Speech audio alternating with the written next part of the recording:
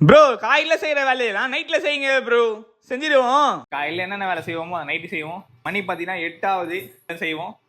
நீ டாஸ்க முடியலான்னு சொல்லிட்டு நானும் காலையில பண்ற வேலையை ஃபர்ஸ்ட் பிரஷ் பண்ணேன்.